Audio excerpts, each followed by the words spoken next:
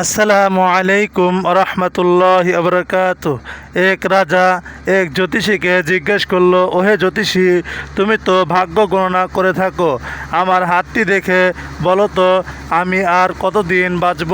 জ্যোতিষী রাজার হাতটি দেখে জ্যোতিষী বলল, রাজামশাই, আপনার তো হায়াত প্রায় শেষ হয়ে গেছে, আপনি আর মাত্র 2 মাস বাঁচবেন। জ্যোতিষীর এইরকম কথা শুনে রাজা অনেক কষ্ট পেলেন। রাজার হাস্যোজ্জ্বল চেহারাটা একেবারে কালো কুচকুচে হয়ে গেল। রাজার এমন মন খারাপ দেখে তখন তার মন্ত্রী সেই জ্যোতিষীকে জিজ্ঞেস করলো, জ্যোতিষী, আপনি তো মানুষের ভাগ্য গণনা করে থাকেন, একটু বলেন তো আমরা একটু শুনি, আপনি আর কতদিন বাঁচবেন। তখন জ্যোতিষী বলল, আমি আরও 20টি বছর বেঁচে থাকব।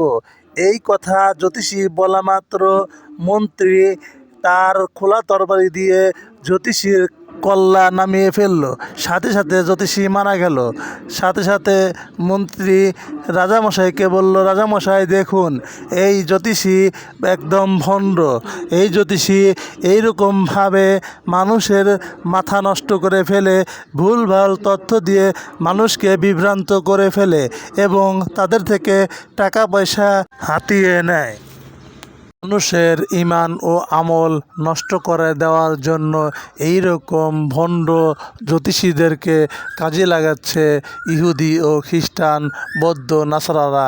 তাই এদের চক্রান্তে পা না দিয়ে আমাদেরকে ইসলামের পথে সঠিকভাবে থাকার জন্য চেষ্টা করতে হবে এবং আল্লাহ তাআলার কাছে দোয়া করতে হবে, আল্লাহ তাআলা যেন আমাদেরকে সঠিক বুঝ দান করেন এবং সঠিক সময় সঠিক সিদ্ধান্ত নেওয়ার তৌফিক দান করেন।